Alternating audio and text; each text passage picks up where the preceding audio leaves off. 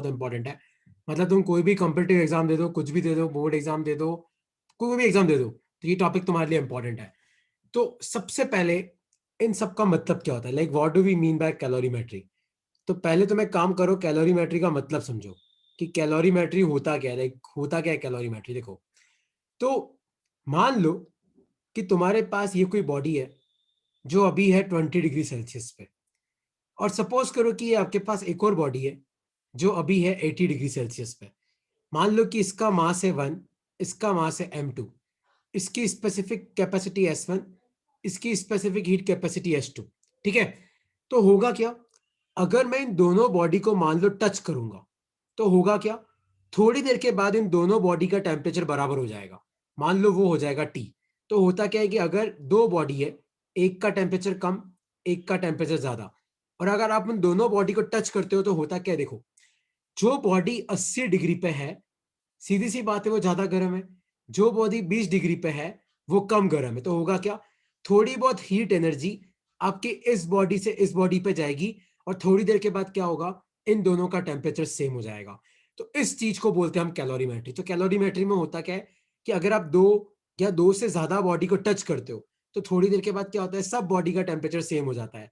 तो जो बॉडी ज्यादा गर्म है वो तो हीट एनर्जी सप्लाई करेगी किसको, जो बॉडी कम गर्म है उसको। तो थोड़ी देर के बाद क्या होगा, इन दोनों की एनर्जी बराबर, इन दोनों का टेम्परेचर बराबर हो जाएगा। तो कोई तुम्हें पूछे कि अगर आप दो बॉडी को टच करते हो जिनका टेम्परेचर अलग अलग है, तो क्या होता है, तो आपको क्या बोलना है, आपको ये बोलना है कि हीट एनर्जी का ट्रांसफर होता है। किसका ट्रांसफर होता है, हीट एनर्जी का। और कब तक होगा, जब तक टेम्परेचर बराबर ना हो जाए, है ना। तो अब तुम पढ़ना, यहाँ पे क्या लिखा हुआ देखो, when two systems at different temperature are connected together, then heat flows from higher temperature to lower temperature till their temperature do not become the same।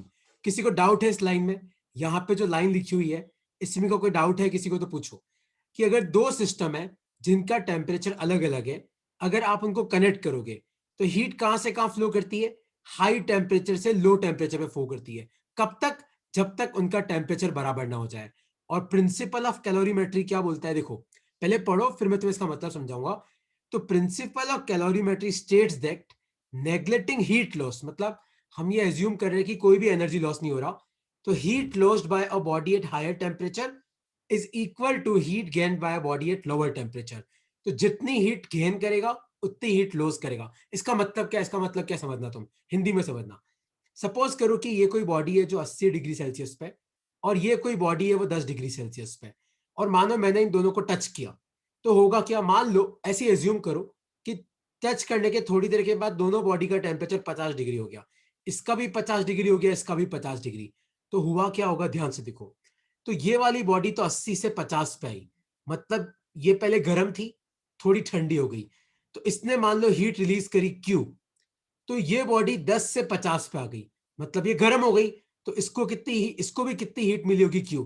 तो प्रिंसिपल ऑफ कैलोरीमेट्री ये बोलता है कि जो बॉडी ठंडी होती है ना, वो तो हीट रिलीज करती है, और जो बॉडी गर्म हो जाती है वो हीट गेन करती है।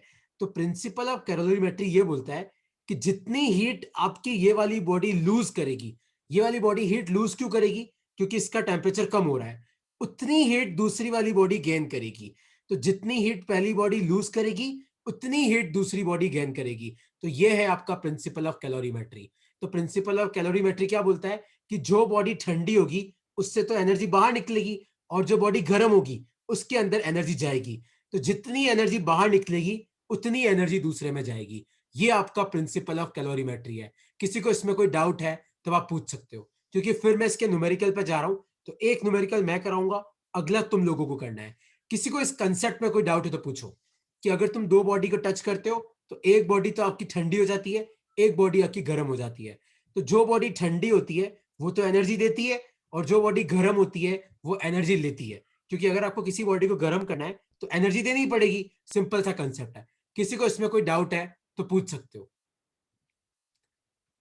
वंश, देखिए वापस समझा रहा हूं, ध्यान से समझना। वात्सल्य, मैं समझा रहा हूं, आप समझना इसको। मैं टॉपिक को वापस समझा रहा हूं, आप लोग समझना है ना।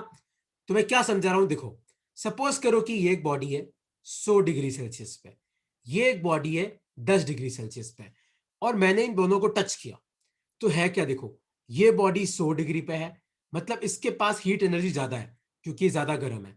दूसरी बॉडी 10 डिग्री पे है, इसके पास हीट एनर्जी कम है क्योंकि ये ठंडी है। तो अगर आप इन दोनों को टच करोगे तो थोड़ी देर के बाद क्या होगा, इन दोनों बॉडी का टेम्परेचर बराबर हो जाएगा।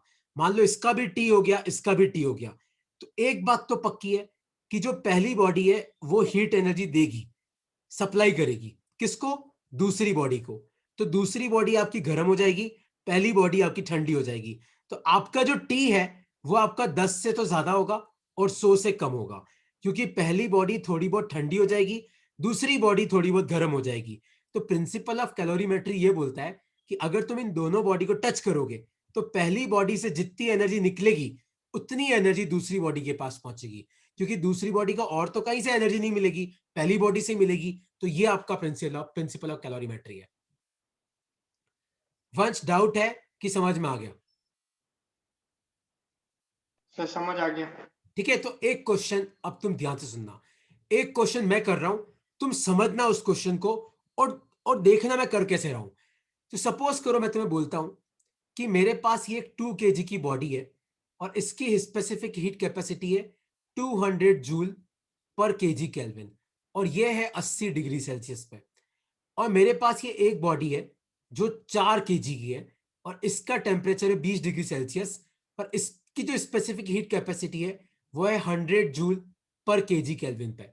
तो अब तुम ध्यान से देखो, आपके पास दो बॉडी है, एक बॉडी 80 डिग्री पे, दूसरी बॉडी 20 डिग्री पे। पहले का मास 2 किलो, दूसरे का मास 4 किलो। पहले की जो स्पेसिफिक हीट है वो 200 है, दूसरी की है 100। तो मेरा क्वेश्चन है कि अगर मैं इन दोनों को टच करूंगा तो बताओ इन दोनों का फाइनल टेम्परेचर क्या होगा? क्योंकि एक बात तो पक्की है कि दोनों का फाइनल टेम्परेचर एक ही होगा, क्योंकि अगर आप इन दोनों बॉडी को टच करोगे तो देखो ये 80 डिग्री पे, ये 20 डिग्री पे, तो यहां से एनर्जी निकलेगी और कहां तक पहुंचेगी? उस तक पहुंचेगी।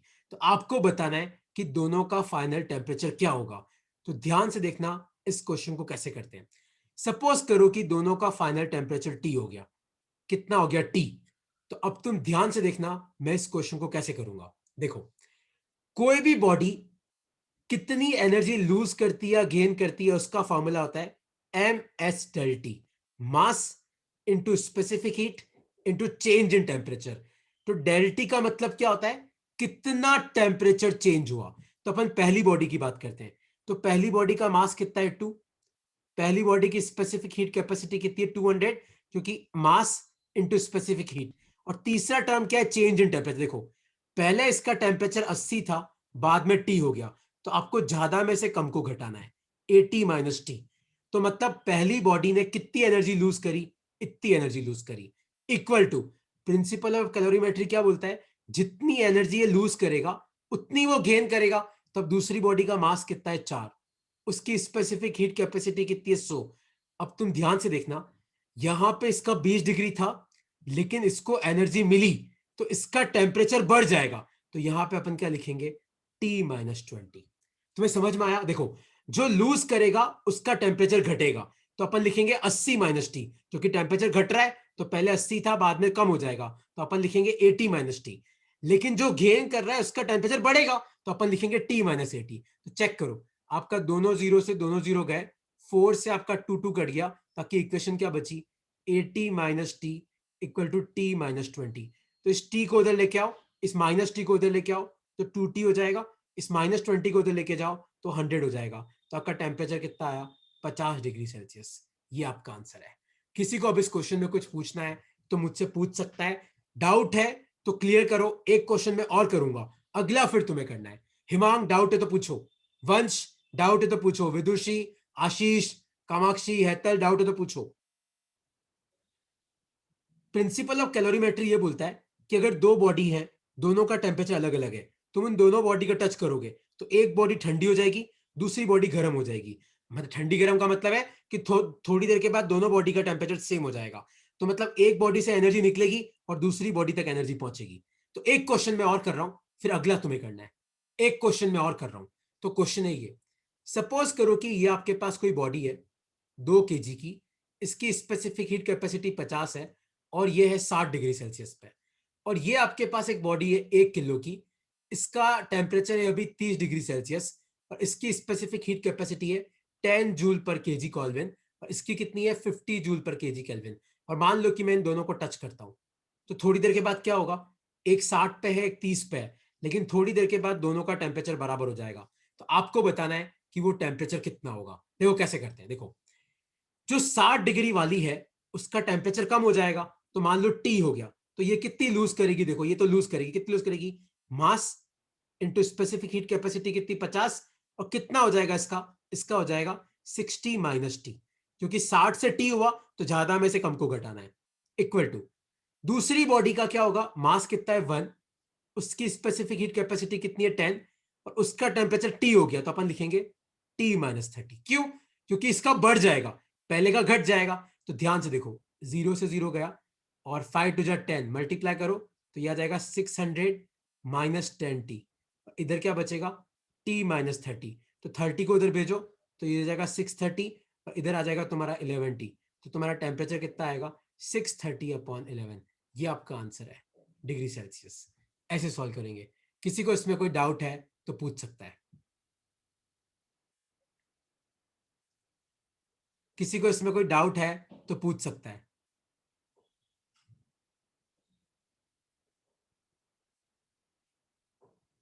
ठीक है, इस तरीके से क्वेश्चन करते हैं।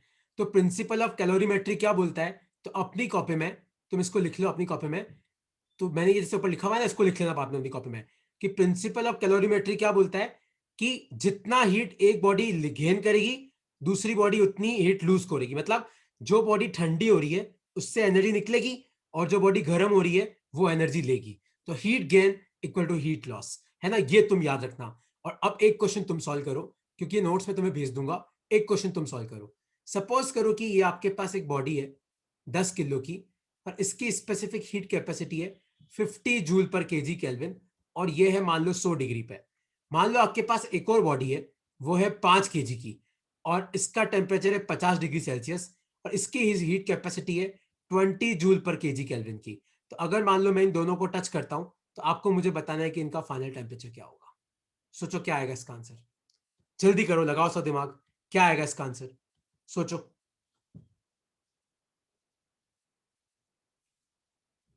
सोचो, फिर मैं तुम्हें एक शॉर्ट ट्रिक बताऊंगा इसकी, वो शॉर्ट ट्रिक लिख लेना, तुम्हारा काम हो जाएगा। पर सोचो इस केस में क्या होगा,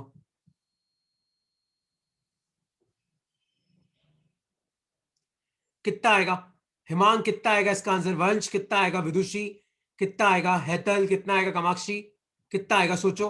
वैभव भाई कितना आएगा इसका आंसर। एक 10 किलो की बॉडी है 100 डिग्री पे, इसका स्पेसिफिक 50 है। एक 5 किलो की बॉडी है 50 डिग्री के, इसका स्पेसिफिक हीट कैपेसिटी 20 जूल पर केजी केल्विन है। तो अगर मैं इन दोनों को टच करूंगा तो होगा क्या, यहां से तो एनर्जी निकलेगी, यहां पे पहुंचेगी।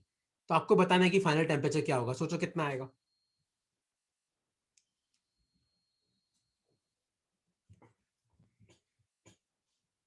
तो कोई भी बॉडी का फॉर्मूला कैसे लगाते हैं, मास into specific heat into change in temperature. तो पहली बॉडी का मास कितना है 10, स्पेसिफिक हीट कितनी है 50, और ये ठंडी हो जाएगी क्योंकि 100 है, वो 50 से थोड़ा कम हो जाएगा, तो आप लिखना 100 माइनस टी। उधर मास कितना है 5, स्पेसिफिक कैपेसिटी कितनी है 20, और यहां पे क्या आ जाएगा टी माइनस 50, क्योंकि इसका टेम्परेचर बढ़ जाएगा और ज्यादा में से कम को घटाना है। बस सॉल्व कर लो, तुम्हारा आंसर आ जाएगा। 25 जा 100 होता है, तो ये 2 जीरो कट जाएंगे, इसको सॉल्व करना, देखो कितना आएगा। ये तुम्हारा आंसर है। किसी को इस टॉपिक में कोई डाउट है तो पूछ सकते हो। प्रवीर कोई डाउट है तो पूछो यार, प्लीज यार। विमन्यु कोई डाउट है तो पूछो इस क्वेश्चन में।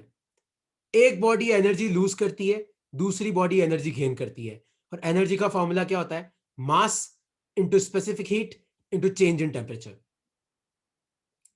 कोई भी डाउट है तो आप पूछ सकते हो।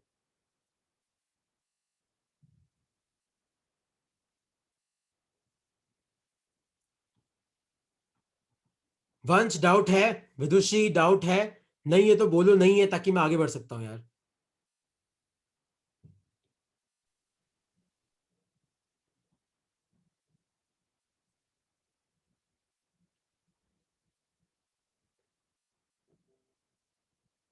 ओके, कोई डाउट नहीं है तो अब तुम ध्यान से सुनो, अब तुम ध्यान से देखो। मैं तुम्हें एक शॉर्ट ट्रिक बताता हूं, है ना, एक शॉर्ट ट्रिक बताता हूं। मान लो तुम्हारे एमसीक्यू आता है एग्जाम में। सपोज करो तुम्हारे एग्जाम में क्वेश्चन आता है कि आपके पास 3 बॉडी है। एक बॉडी का मास है m1, specific heat capacity s1, temperature है T1। मान लो आपके पास एक और बॉडी है जिसका मास है m2, specific heat capacity s2, temperature है T2। और मान लो तीसरी एक और बॉडी है जिसका मास है m3, specific heat capacity s3 और टेम्परेचर T3। और मैं तुम्हें बोलूं कि मैंने इन तीनों बॉडी को टच किया, तीनों को, तो तुम खुद सोचो तीनों का टेम्परेचर बराबर हो जाएगा, लेकिन वो टेम्परेचर होगा कितना? तो एक तुम्हें शॉर्ट ट्रिक बता रहा हूं मैं, लेकिन ये शॉर्ट ट्रिक तभी यूज करना जब आपका कोई स्टेट चेंज नहीं कर रहा है। ये नहीं कि तुम्हारी एक बॉडी मेल्ट हो रही है या एक बॉडी बॉयल हो रही है।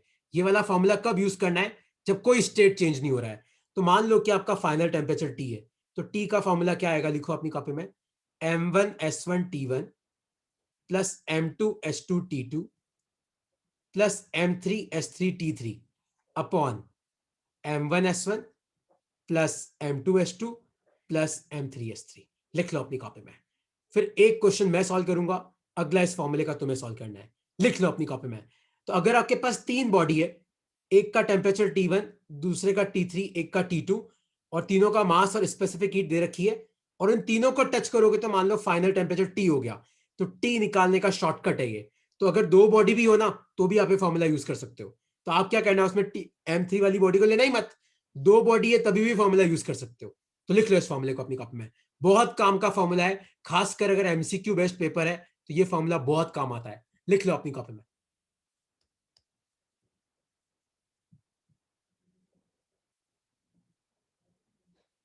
लिख लो। और फिर एक क्वेश्चन मैं दे रहा हूं, वो तुम्हें सॉल्व करना है।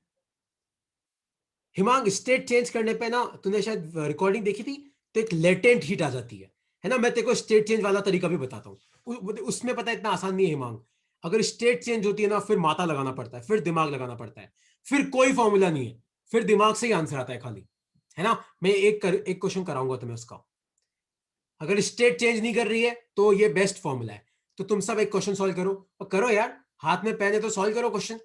मान लो कि ये एक बॉडी है 2 किलो की, और इसका स्पेसिफिक हीट दे रखा है मैंने 100, और मान लो इसका टेम्परेचर है 20 डिग्री सेल्सियस। मान लो ये एक और बॉडी है 1 किलो की, और ये है आपकी 30 डिग्री सेल्सियस पे, और इसका स्पेसिफिक हीट दे रखा है मैंने 200।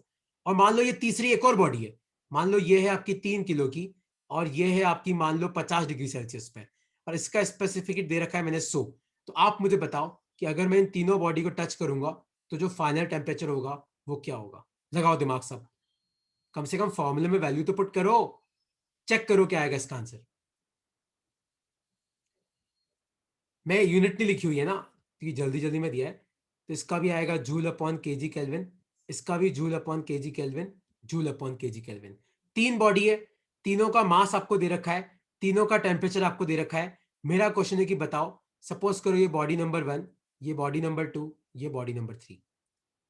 याद है क्या फॉर्मूला था? m1s1t1 plus m2s2t2 plus m3s3t3 upon m1s1 plus m2s2 plus m3s3। यही था। चेक करो क्या आएगा तुम्हारा answer.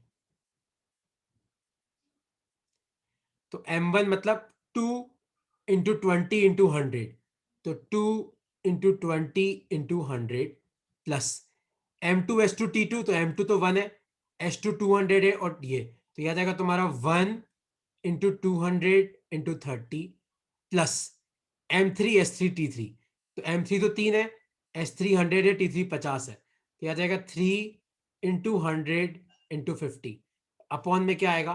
m1s1 plus m2s2 plus m3s3। तो m1s1 कितना हो जाएगा? 2 × 100 प्लस कितना आ जाएगा तुम्हारा m2s2 कितना आ जाएगा? 1 × 200, और m3s3 कितना आ जाएगा तुम्हारा? 3 × 100। इसको सॉल्व करना, तुम्हें आंसर मिल जाएगा। कोई डाउट है तो पूछ सकते हो अब तक, कोई भी डाउट है तो क्लियर करना। और एक असाइनमेंट तुम लेना, इस फॉर्मूले का डेरिवेशन तुम मुझे करके बताना। ये आएगा नहीं, लेकिन तुम्हारे इंटरेस्ट के लिए तुम्हें दे रहा हूं कि हो सके तो नीचे वाले फॉर्मूले का ये आया कैसे, तुम थोड़ा दिमाग लगाना, इसको डिराइव करने का ट्राई करना, चेक करना कैसे आया ये फॉर्मूला। ठीक है? और कोई डाउट नहीं है तो मैं आगे बढ़ता हूं। फिर कोई डाउट नहीं है तो मैं आगे बढ़ता हूं। डाउट है तो तुम रोक के अभी पूछ लो। वंश कोई डाउट है तो पूछ लो। प्रवीर डाउट है कि प्रवीर भाई समझ में आ गया टॉपिक तुम्हें? Yes sir. पक्का? ओके। डाउट है किसी को तो पूछो यार कैलोरीमेट्री में। ओके, कोई डाउट नहीं है तो एक बार तुम एक टॉपिक लिख लो अपनी कॉपी में, कैलोरीमीटर क्या होता है। तो मान लो एग्जाम में आ जाए कि व्हाट इज अ कैलोरीमीटर। तो कैलोरीमीटर एक इंस्ट्रूमेंट है, लिखो अपनी कॉपी में, instrument used to measure heat, instrument used to measure heat energy and temperature. तो कोई तुम्हें पूछे कि भाई कैलोरीमीटर होता क्या है, तो कैलोरीमीटर एक इंस्ट्रूमेंट है which is used to measure heat energy and temperature. ये तुम्हें पता होना चाहिए। लिख लो अपनी कॉपी में इसको, लिख लो, लिख लो अपनी कॉपी में इसको।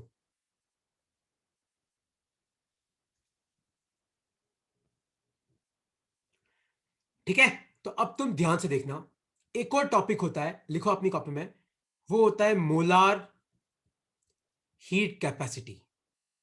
तो अब मोलार हीट कैपेसिटी है क्या, तुम सब ध्यान से समझना। मोलार हीट कैपेसिटी क्या है, सब समझना। तो अगर मान लो कि आपके पास कोई कंटेनर है और उस कंटेनर में मान लो n मोल्स ऑफ गैस है। कितने? n moles. और आपको नंबर ऑफ मोल्स निकालना होता है।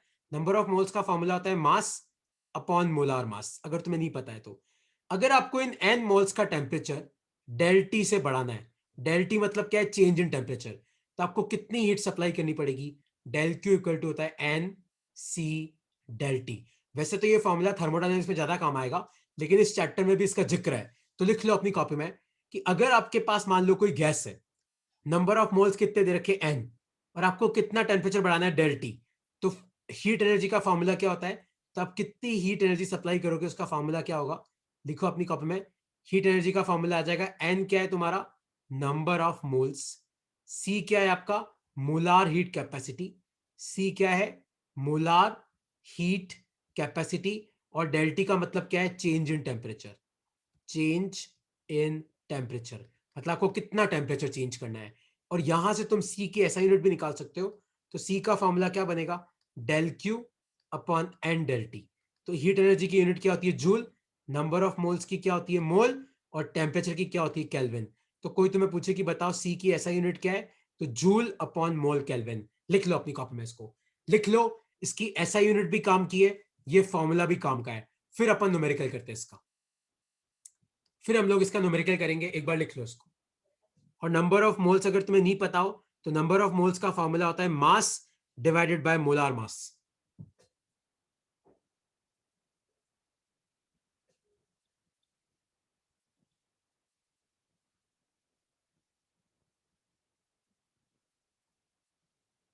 ठीक है, तो molar heat capacity N C del T. तो अगर एग्जाम में तुम्हें मास दे रखा है तो कौन सा फॉर्मूला यूज करना? Mass into specific heat capacity into change in temperature. लेकिन अगर तुम्हें नंबर ऑफ मोल्स दे रखे तो number of moles into C into change in temperature. तो जनरली मोलार हीट कैपेसिटी कब काम आता है? जब गैस होती है। जब गैस होती है तब अपन मोलार हीट कैपेसिटी यूज करते हैं, वरना जनरली यूज नहीं करते हम लोग। लिख लो। फिर एक क्वेश्चन तुम्हें सॉल्व करना है, तुम्हें दे रहा हूं मैं।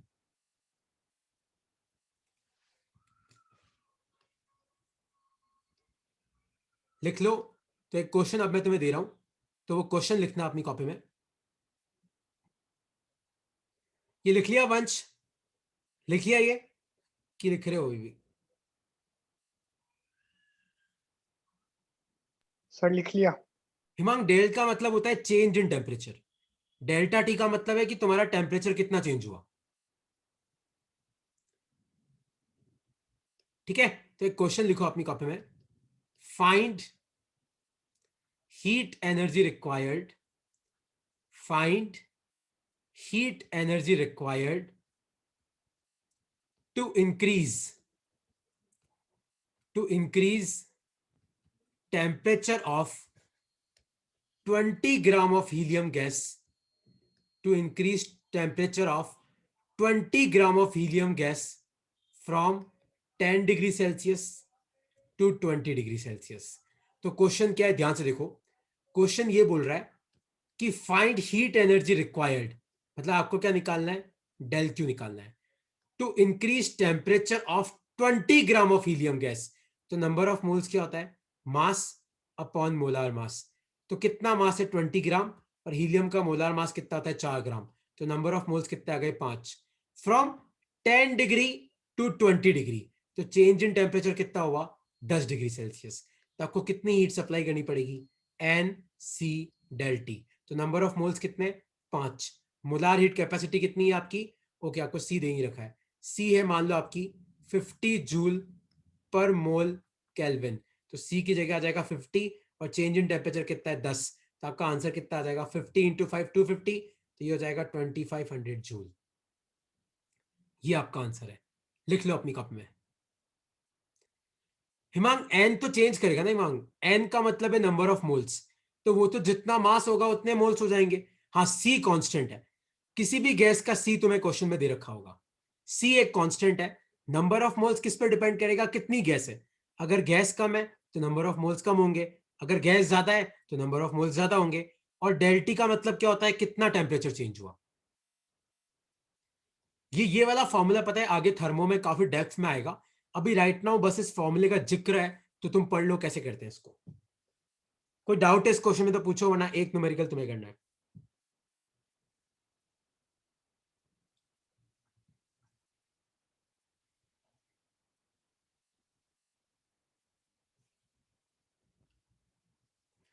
ठीक है, कोई डाउट नहीं है, तो एक न्यूमेरिकल अब आपको करना है। तो क्वेश्चन लिखो अपनी कॉपी में, क्वेश्चन लिखो, find heat energy required, find heat energy required to increase temperature of 20 gram of hydrogen gas H2, 20 gram of hydrogen gas from 30 degree Celsius to 35 degree Celsius. और आपको किसी कितना दे रखा है 10 जूल पर मोल केल्विन। चेक करो क्या आएगा इसका आंसर, जल्दी सॉल्व करो क्या आएगा इसका आंसर। वंश विदुषी सॉल्व करो क्या आएगा इसका answer. Find heat energy required to increase temperature of 20 gram of hydrogen gas from 30 degree Celsius to 35 degree Celsius. और आपको सी कितना दे रखा है 10 जूल पर मोल केल्विन। चेक करो कितना आएगा इसका आंसर। आपको डेल क्यू निकालना है, नंबर ऑफ मोल्स कितने चेक करो, सी कितना है और डेल टी कितना है। अगर तुम्हें नहीं पता है तो H2 है, H2 का मोलार मास कितना होता है 2 होता है, 2 ग्राम। तो कितने नंबर ऑफ मोल्स होंगे सोचो। नंबर ऑफ मोल्स क्या होता है, मास अपॉन मोलार मास। तो मास कितना दे रखा है क्वेश्चन में 20 ग्राम, मोलार मास कितना है 2 ग्राम। तो नंबर ऑफ मोल्स कितना आ गया तुम्हारे 10। सी तुम्हें कितना दे रखा है 10 और डेल्टा कितना दे रखा है 5। तो आपको कितनी हीट सप्लाई करनी पड़ेगी, एन सी डेल्टी। तो नंबर ऑफ मोल्स कितना है 10, सी कितना है 10 और ये कितना है 5, तो कितना आया 500 जूल आंसर है इसका। इस तरीके से करते हैं।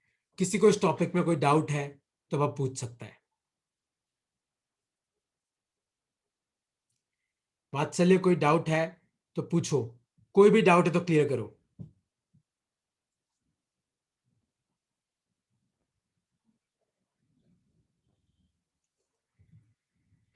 कोई भी डाउट है तो आप पूछ सकते हो।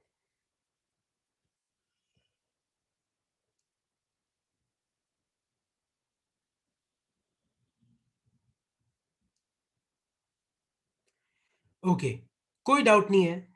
कोई डाउट है विदुषी, कोई डाउट है प्रवीर, कोई डाउट है कि समझ में आ गया, हैतल कोई डाउट है क्लियर हो गया।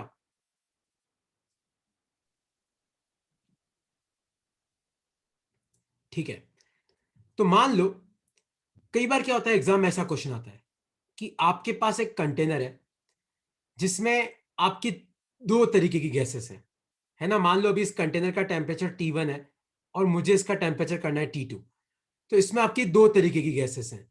तो N1 आपको वो दे रखा है कि moles of gas number 1, N2 आपको दे रखा है moles of gas number 2।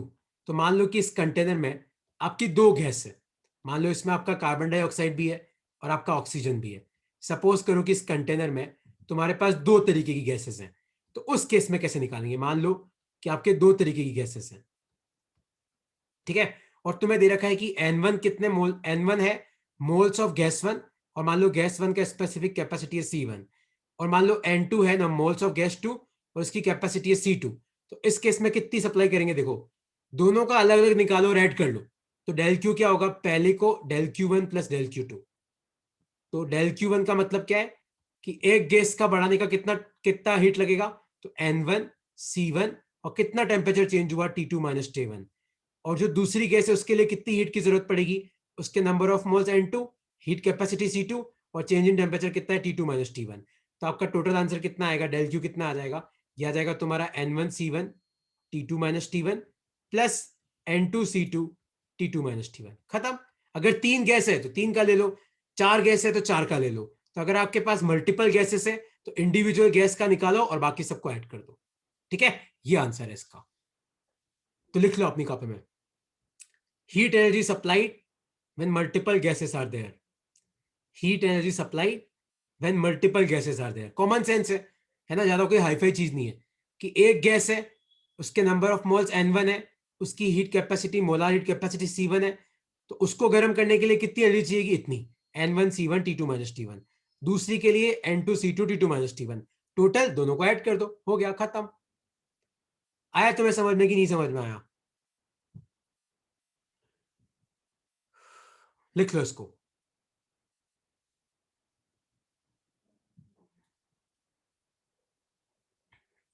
Okay, अगर ये लिख लिया हो तो अब मैं नेक्स्ट टॉपिक पे आ रहा हूं, छोटा सा टॉपिक है। लिखो अपनी कॉपी में, एनामोलस एक्सपांशन ऑफ वाटर।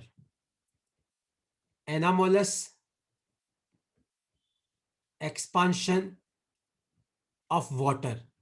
अब इसका मतलब क्या है? देखो दुनिया में आप किसी भी चीज को गर्म करो, दुनिया में अगर आप कोई भी चीज लो उसको गर्म करो, तो होता क्या है कि वो चीज क्या करती है? एक्सपांड करती है ना, क्योंकि कोई भी चीज किससे बनी होती है? एटम से बनी होती है।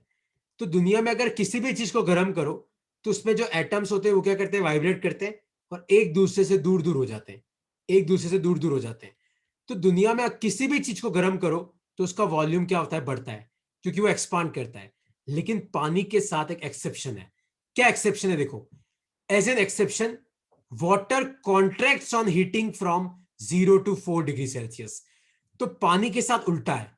तो 0 डिग्री सेल्सियस से 4 डिग्री सेल्सियस तक अगर आप गर्म करोगे ना तो पानी का वॉल्यूम घटता है।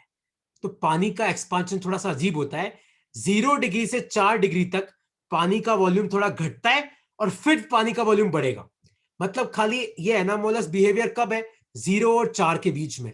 तो 0 डिग्री और 4 डिग्री के बीच में अगर आप टेम्परेचर बढ़ाओगे तो पानी का वॉल्यूम घटता है फिर बढ़ता है। तो 4 डिग्री पे पानी का वॉल्यूम मिनिमम होता है। और डेंसिटी क्या होता है? डेंसिटी होता है मास अपॉन वॉल्यूम। तो वॉल्यूम घटेगा तो डेंसिटी बढ़ेगी, तो डेंसिटी में उल्टा है। देखो, तो 0 से लेके 4 डिग्री में डेंसिटी बढ़ती है और फिर आपकी डेंसिटी घटती है। तो याद रखना। और ये होता क्यों है? क्योंकि पानी के अंदर एक अजीबोगरीब बॉन्ड होता है, वो बॉन्ड होता है हाइड्रोजन बॉन्ड। तो ये हाइड्रोजन बॉन्ड के कारण होता है। तो शुरू में जब आप गर्म करते हो ना तो हाइड्रोजन बॉन्ड क्या करता है? थोड़ा स्ट्रांग हो जाता है और मॉलिक्यूल्स को पकड़ के रखता है, दूर दूर नहीं जाने देता। लेकिन ज्यादा गर्म करोगे तो फिर आपका बॉन्ड वीक हो जाता है और आपके मॉलिक्यूल्स दूर दूर हो जाते हैं। तो ये किसके कारण होता है? हाइड्रोजन बॉन्ड के कारण। तो लिख लो अपनी कॉपी में कि पानी का जो एक्सपांशन होता है थोड़ा एनामोलस है, मतलब अजीबोगरीब है। तो दुनिया में सब बॉडी का टेम्परेचर बढ़ाने पे वॉल्यूम बढ़ता है, लेकिन पानी के साथ क्या होता है? 0 डिग्री और 4 डिग्री के बीच में वाटर कॉन्ट्रैक्ट करता है, उसका वॉल्यूम क्या करता है? और थोड़ा कम हो जाता है। तो water contracts on heating from 0 degree to 4 degree, और वॉल्यूम कम होता है तो डेंसिटी मास अपॉन वॉल्यूम है, तो वॉल्यूम कम होगी तो डेंसिटी बढ़ जाएगी। तो आपकी डेंसिटी बढ़ जाती है, वॉल्यूम घट जाता है। ये ग्राफ बहुत इंपॉर्टेंट है, लिख लो अपनी कॉपी में, इसको लिख लो।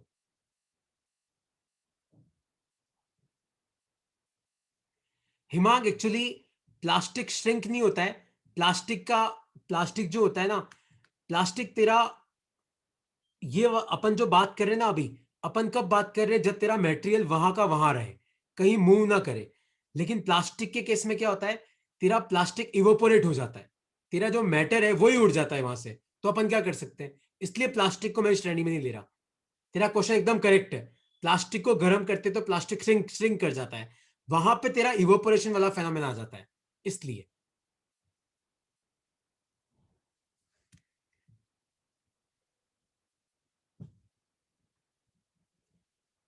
अब तुम ध्यान से सुनना, देखो।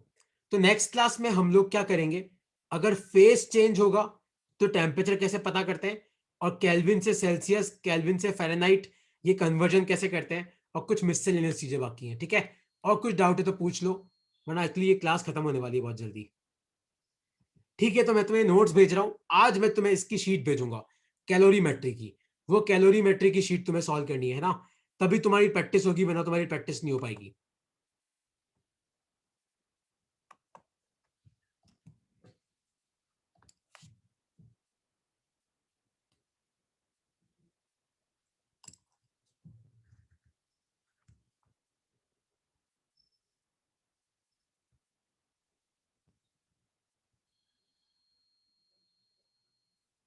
हिमांग, वो कराऊंगा मैं।